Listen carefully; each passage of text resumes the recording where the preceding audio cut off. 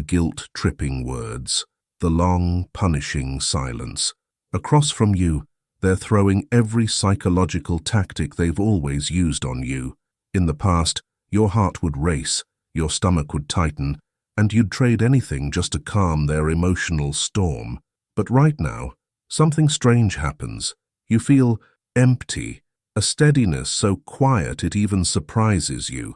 Where are the sleepless nights, twisting in fear that you were the bad one? Where is the exhaustion from being the world's emotional trash can, then collapsing into that drained, hollow state? This sudden shift leaves you unsettled, wondering, have I become numb? Have I turned cold, indifferent? Carl Jung's answer for you is no. This stillness, strangely enough, signals an inevitable evolution.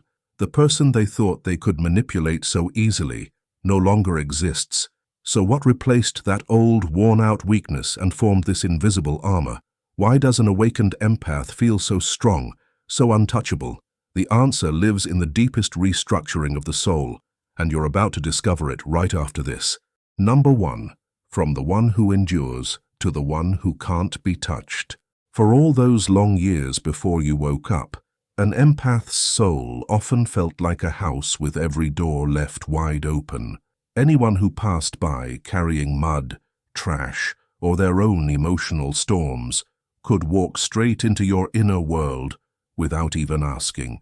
Carl Jung called this the mechanism of uncontrolled projection. The people around you, especially narcissists or those with deep, unhealed wounds, often can't bear the weight of their own feelings. They need somewhere to dump it all, a psychological trash can where they can throw their shame and guilt. And you, with your innocent compassion and open heart, volunteered to hold it. You lived on other people's emotional land, happy when they were happy, shattered when they fell apart, and you mistook that shared pain for love. That unconscious absorption created countless access points across your nervous system. Invisible, but incredibly sensitive buttons. The button of guilt when you dared to put yourself first, the button of fear when someone raised their voice, and the button of responsibility the moment you saw someone suffer. Manipulators, whether they mean to or not, become skilled players who know exactly where those buttons are. They barely have to press. One disappointed sigh, one pointed comment about your ingratitude, and the people-pleasing machine inside you kicks on, no matter how exhausted it already is. And then the awakening arrives, not loud like a coronation, but more often as a quiet collapse. What actually collapses? What Jung called the persona, the social mask. For an empath, that mask often goes by the name the good one. For years, you fused your whole identity to it. You believed you only mattered when you were useful, that you only deserved love when you met everyone else's needs. Narcissistic manipulation at its core needs to hook its barbs into that heavy mask. They could control you because you feared it might crack, feared being seen as selfish or bad. As the awakening unfolds, what Jung called the process of individuation, you start to step out of that role. You see a truth that hits hard. You're not the title of the good one that society hands out. You are a whole, independent self, complete and separate. The moment you let go of the need to perform, the mask shatters and drops to the floor.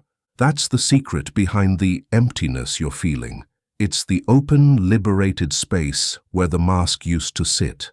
And just like that, the hooks of manipulation have nothing left to grab onto. There's a story about a friend of mine that shows this better than anything. The most accurate way to describe her is this: a captive healer. She spent 10 years of marriage walking on eggshells, trying to read the mind of a husband who was never satisfied. Every time he used silence as punishment, she would feel small, guilty, and frantic to fix mistakes she didn't even make. She believed that if she were good enough, patient enough, he would change. But the marriage pushed her close to depression and forced her into therapy. After a long season of doing the work, Something unexpected happened in their most recent fight.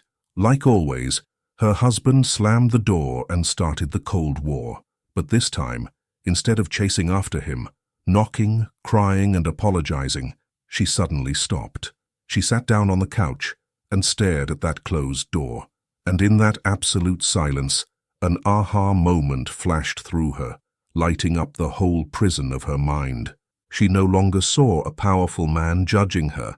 She saw an oversized child throwing a tantrum, but more importantly, she saw herself. She realized that for 10 years, he could manipulate her because she truly believed her worth depended on pleasing other people.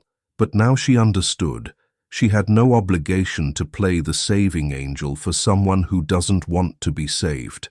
That's the core of being untouchable. You become self-luminous. The inner machinery that used to convert outside pressure into inner pain gets dismantled completely.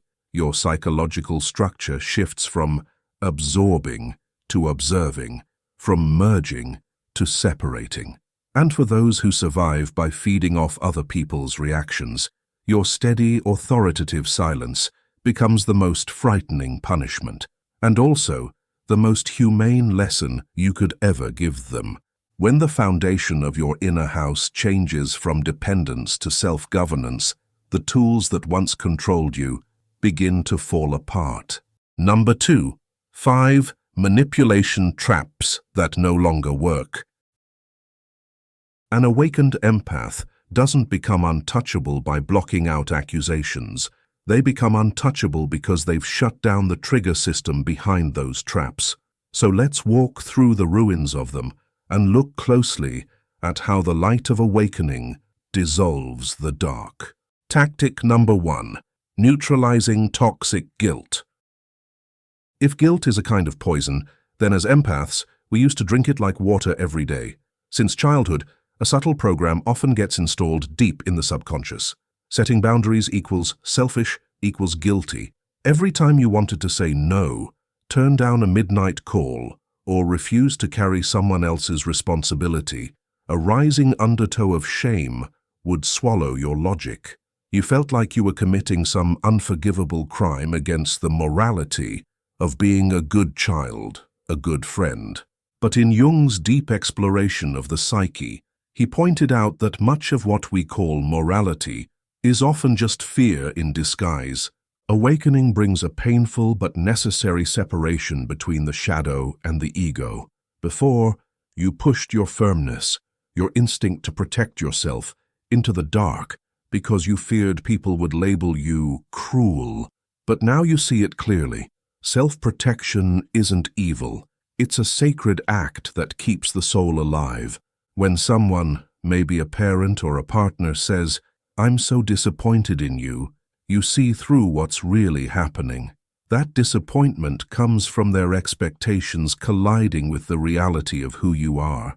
It's their inner struggle, not a sentence passed down on you. You gently return that emotion to its rightful owner by honoring both your boundary and theirs. Hold this image of the Good Samaritan in the Bible, a powerful symbol of compassion.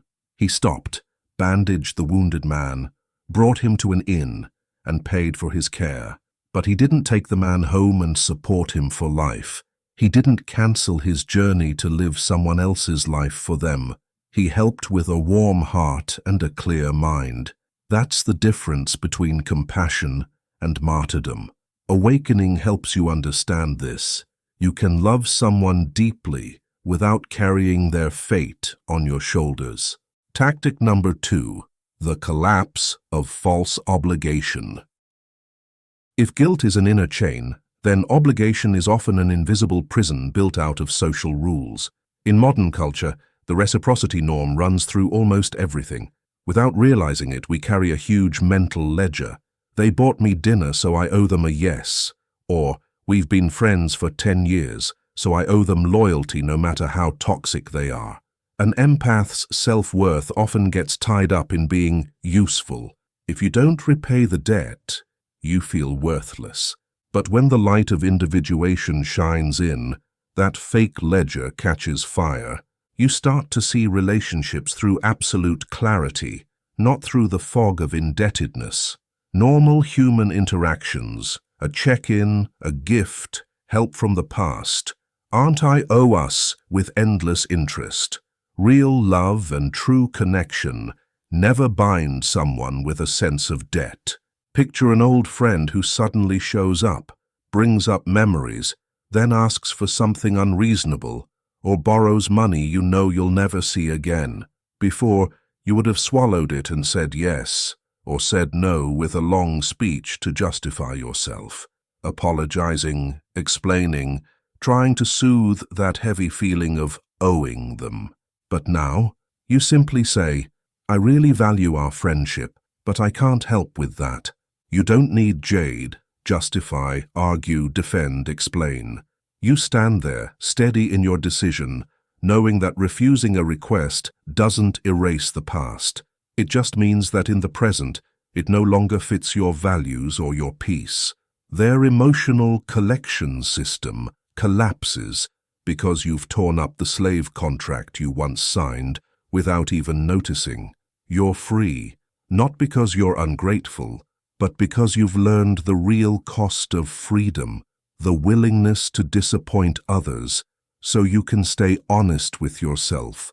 And right here, when you finally stand tall and refuse unreasonable demands, another monster often rises from the depths of the unconscious, bigger, fiercer. It's the ghost of isolation, the guard at the gate of the prison called fear. Tactic number 3, redefining fear. We need to meet this fear with deep compassion because it isn't a personal flaw. It's an inheritance carved into human DNA through millions of years of evolution. In primitive times, ostracization meant death. No one survived alone in the wild. So whenever you feel like you're going against the group, your brain sounds the alarm. The fear of being labeled selfish, a traitor, or an outsider triggers a survival response so intense it can shut down your reason. That's why, in the past, you'd rather endure emotional abuse than face the icy silence of separation. Do you remember what it feels like to be the only one who can see the truth in a room full of lies? Psychologist Solomon Asch ran famous experiments on conformity pressure, where people willingly denied what their own eyes could see, insisting a shorter line was longer than a longer one, just to avoid standing apart from everyone else. An empath who hasn't awakened becomes the suffering participant in that life experiment. You swallow the truth, twist your own perception to match your family's or society's illusion, just to buy the false safety of belonging. But Carl Jung's path of awakening is the path of the hermit, not someone who runs from the world in bitterness. The hermit is the one who carries a lamp into the dark to find their own truth. The great shift here comes when you realize a truth that lands like thunder. Being alone isn't scary. What's scary is selling your soul off piece by piece just to earn a seat at a table that was never meant for you. You can see this spirit rising right inside modern America. Look at young people who leave glittering cities to live in tiny homes deep in the woods, or women and men in their 50s, an age when people usually crave stability, who still find the courage to sign divorce papers. They represent people who choose a glorious solitude over crowded pretense. When you redefine the fear of abandonment, you stop fearing that people will leave. You may even see their leaving as a necessary cleansing. You realize you can survive and live brilliantly, even when no one applauds. Safety no longer comes from how many people surround you. It comes from how deeply you're connected to yourself. And as that primal fear settles, the fog lifts. Another subtle trap starts to show itself, and it loses its power. It's the trap of comparison, and letting the outside world set your value. Tactic number 4, when comparison becomes irrelevant. Before you found your own center, you lived like a stock on the emotional exchange. Your value rose and fell each day based on the market's feedback. One compliment from your boss sent you soaring. One frown from your partner sent you crashing. You kept looking sideways at other people so you could edit yourself, like an exhausted dancer trying to keep up with the crowd's chaotic music. You lived from an external locus of control, believing other people decided your happiness or your pain. But awakening brings a radical shift inward. You begin building an internal locus of control, your inner reference point. This is when the outside market collapses. Likes, titles, even moral judgments from family lose the power to price your worth. You hold the judge's gavel in the court of your own conscience. This change often leads to a classic moment that almost every awakened empath faces.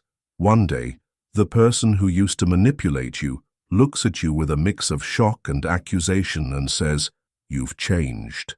You're not sweet and gentle like you used to be. You've gotten cold and calculating." In the past, that line would have felt like a knife to the heart. You would have panicked, wondered what you did wrong, rushed to explain yourself so you could prove you were still the good one. But today, you receive it with a quiet, relieved smile. You don't feel insulted. If anything, you hear an unintentional compliment to your growth. Inside, a calm truth rises up. Yes, I've changed. I changed to protect the most sacred parts of me that I used to let you trample. When comparison becomes irrelevant, you stop trying to become the version other people want, and you stop comparing yourself to anyone else because you understand that every soul walks a one-of-a-kind path of individuation. Their complaints about your change are really just the cries of people who lost control over you, and the fact that they don't recognize you anymore is the clearest proof of how far you've come on the road back to yourself. And when those outside illusions of self-worth dissolve, you arrive at the final door, the one that keeps an empath's soul locked inside the most dazzling golden cage of all. Tactic number 5. Dropping the savior complex. This may be the deepest, most painful cut in this soul-level surgery. With his clear-eyed view into the darker corners of the unconscious, Carl Jung pointed to a truth that can make you shiver. Sometimes, the drive to help others more than you help yourself shows up as a savior complex, an unconscious attempt to control other people or to prove your own importance.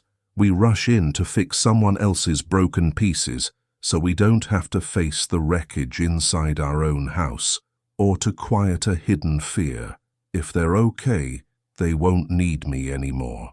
But when the light of awakening shines in, you begin to separate two states that once blurred together: emotional contagion and cognitive empathy. You see someone fall into a deep pit, and by instinct, you jump in after them, hoping your presence will lift them out. The usual outcome is that you both get stuck in the dark, but now you shift into cognitive empathy. You stand at the edge. You see the pain. You understand its depth and its coldness, but you choose to keep your feet on solid ground. You lower a rope. You shine a light, and you refuse to jump in and drown with them. This shift makes you more like a seasoned surgeon. To save a patient on the operating table, a surgeon needs an ice-cold mind and steady hands. They have to separate themselves from the patient's physical suffering. If the surgeon lets pity take over, if they break down sobbing and shaking with the patient, the operation will fail. When you drop the savior role, you don't just free yourself from an invisible burden, you also give the other person the most valuable gift: the right to take responsibility for their own life, the right to stumble and learn their own lessons. Number 3. Signs you have reclaimed your soul.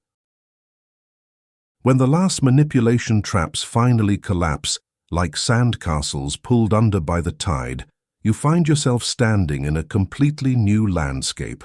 No more noise from accusations, no more weight from fake emotional debts, no more shadow of the savior role, always waiting to swallow you whole. Carl Jung called this shift a reorganization of the psyche around the axis of the self. The self is not a selfish or arrogant ego. It is the coordinating center of your whole personality, the voice of your original truth that society and misguided upbringing once covered over. Your soul has come home, and these are the signs that you're not just healing, but that you've truly reclaimed your throne in the inner world. First sign: inner authority and independence in your choices. Think back to the years when you lived in chronic hesitation. Every time you faced a choice, whether it was leaving an unhappy job or simply picking a shirt you liked, you felt a strong urge to ask at least 10 people for their opinion. You chased agreement like air because deep down you didn't trust your own compass.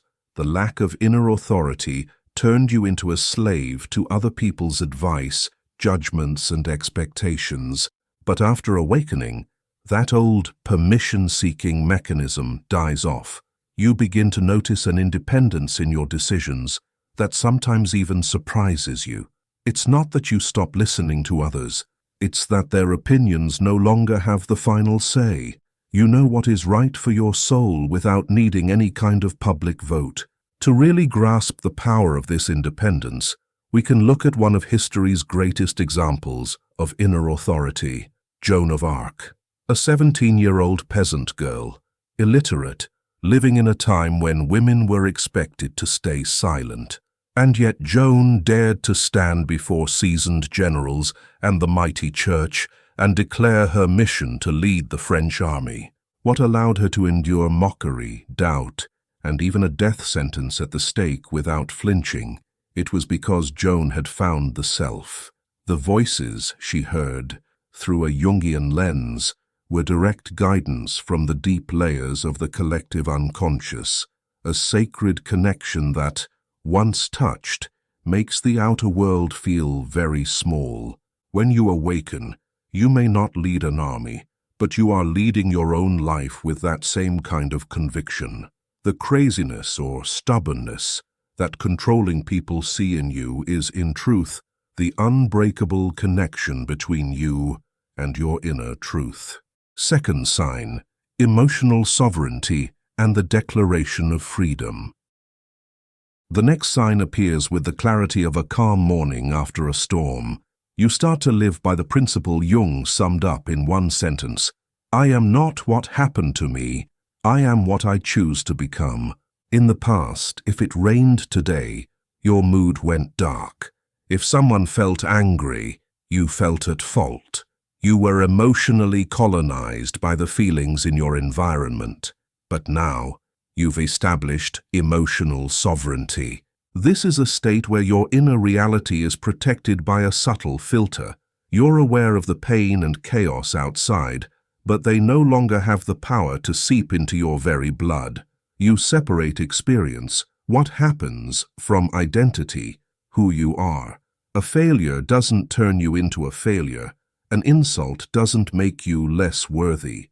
The most powerful symbol of this state is the image of Jesus sleeping in the boat during the storm. Mark 4:38. When the waves rose so high that the disciples, seasoned fishermen, screamed in fear, Jesus slept. Why could he sleep? Not because he was cold or unaware of the danger, but because he carried an absolute peace that came from within. The storm outside couldn't stir up a matching storm inside him. An awakened empath is someone who can sleep in this way, stay inwardly still, through a family crisis or the collapse of a relationship. You no longer get swept into the whirlpool of collective panic. You're there, present, awake, compassionate, yet fully self-governed. Your peace is no longer a fragile gift handed to you by circumstances. It's an asset you've built and now fiercely protect. Third sign: relational selectivity and the law of life. The final sign, and the one that most often makes people say you've become cold or harsh, is relational selectivity. Before awakening, you were proud of your limitless compassion. You kept everyone in your life, even those who constantly drained your energy and walked all over your kindness, all in the name of loyalty or old ties. But an awakened soul understands this. Life always comes with a principle of shedding. In biology, There is a miraculous process called apoptosis, programmed cell death. Every second, millions of cells in your body destroy themselves in an orderly way. Why do they have to die? Because they're damaged, toxic, or no longer serving the well-being of the whole system. When apoptosis breaks down, when faulty cells refuse to die, they clone themselves and become cancer. In the same way, a soul that doesn't know how to let go of toxic relationships is a soul feeding a tumor. You realize that staying connected to people who constantly spread negativity, manipulate you, and disrespect you isn't compassion, it's self-abuse. The filtering now doesn't come from hatred or malice. It comes from a deep love for the self. You start quietly stepping back from circles that no longer nourish your light. You'd rather tend a small garden with a few flowers truly in bloom than wander a vast field overrun with weeds and poison. This is the triumph of someone who finally understands. To protect your inner flame, sometimes you have to turn away guests who bring storms with them. This cruelty, as Jung hinted, is actually a form of ultimate honesty. When you say no to false connections, you're saying a powerful, resounding yes to the true life you are always meant to live. All these signs, from inner authority to emotional sovereignty to that fierce selectivity, come down to one thing. You're no longer a loose puzzle piece in someone else's picture. You've become the painter of your own destiny, with hands that no longer shake and a heart that has found its free, steady rhythm. When the artist in you finally picks up the brush and starts painting your own fate, instead of letting others sketch your life in the dark shades of their expectations, a different reality begins to appear. The triumph of finding the self doesn't happen in the sound of applause. True freedom always comes with a price that not everyone is willing to pay. Number 4. The necessary cost of freedom.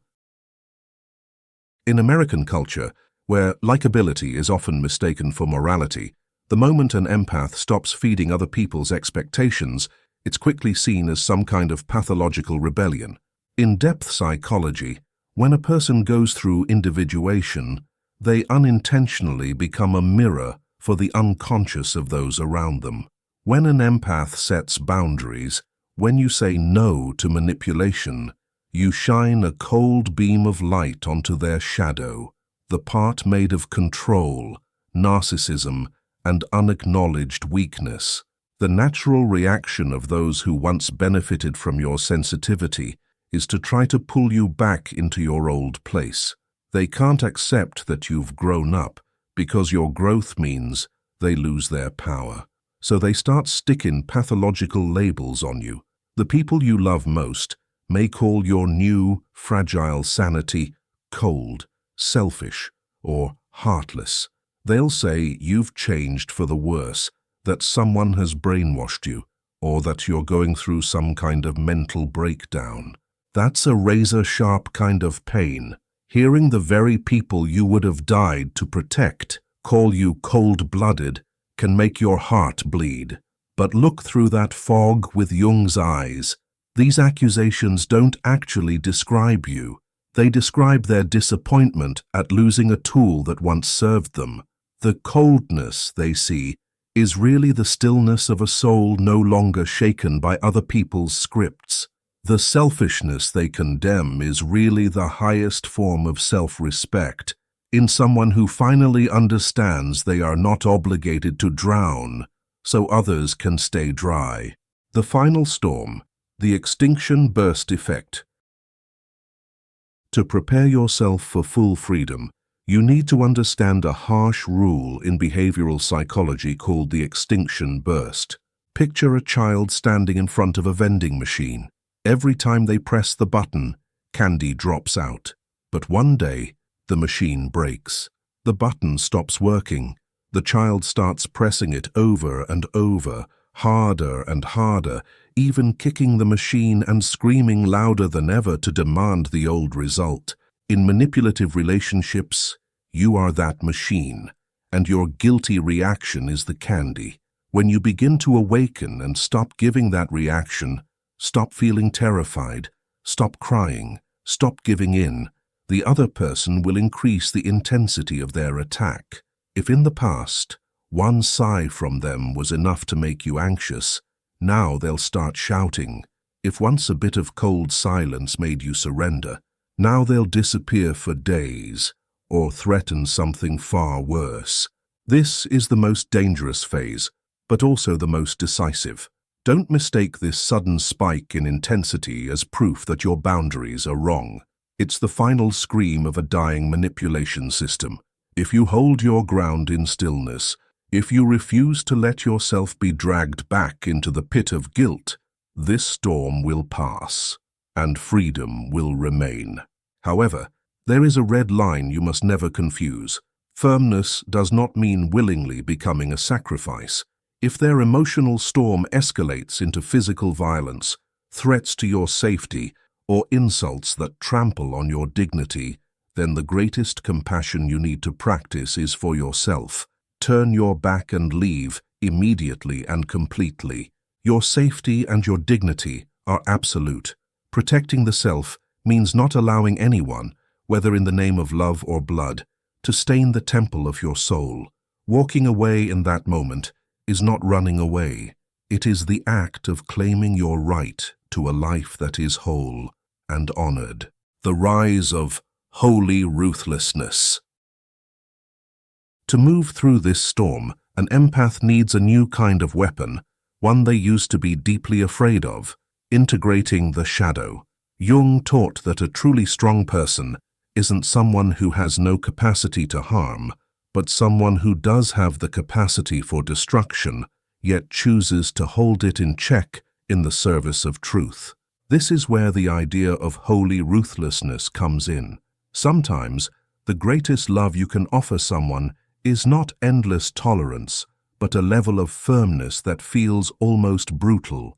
It's when you realize that by allowing someone to keep abusing you, you're actually helping their corruption grow.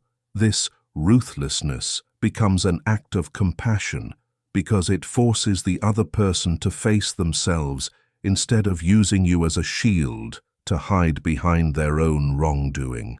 The clearest symbolic image of this power is the moment Jesus overturned the tables of the merchants in the temple. That act came from a holy anger, rising out of an absolutely upright soul. He wielded the sword of decisiveness to protect what was sacred from being defiled. An awakened empath is the same. You learn how to get angry in order to defend the temple of your own soul. You learn to pick up the sword of truth and cut through the bonds that have already rotted. This decisiveness may look ruthless to the outside world, but it is pure kindness toward your inner being. A modern, painful, yet deeply inspiring example of this journey is the life of Britney Spears. Beneath the glitter of a global pop star, her story is a near-perfect psychological case of an imprisoned, sensitive soul waking up. For decades, Britney was manipulated by her family and management system, drained of both labor and spirit under the guise of care and protection. She lived as a flawless persona, a smiling, compliant pop princess, while the inner self stayed chained in silence, trapped under medication and legal paperwork. Britney's awakening began the moment she decided to stop offering a submissive response, and immediately, her family and those who profited from her stepped up their attacks, smearing her mental health in public and tightening the control measures to force her back into silence. But the price of freedom was something she was willing to pay. When Britney stood before the court, dropped every glittering script that had been written for her, and spoke the raw truth of her suffering with a trembling yet steady voice, that was the moment the mask shattered. She accepted profound loneliness, accepted being turned away by her own family, accepted being labeled unstable in exchange for sovereignty over her own body and mind. Her battle was not only a legal one, it was the battle of an empath reclaiming her soul from emotional cannibals. Profound loneliness, the hidden reward. This freedom will lead you into a state that few empaths dare to name: profound loneliness. You'll find yourself speaking a language that only a few can understand, living by principles that the crowd finds strange. You no longer feel any resonance with toxic small talk, with power games, or with the hunger for applause. The feeling that no one truly understands you, the feeling of being labeled cold, can sometimes make your heart ache. But right inside that loneliness, you'll discover a kind of victorious happiness. It's the happiness of no longer having to constantly manage other people's emotions. It's the relief of no longer forcing your feet into the tight shoes of social expectations. The cost of freedom is the loss of relationships built on manipulation, but its reward is full ownership of yourself. You've integrated both the light of compassion and the darkness of decisiveness.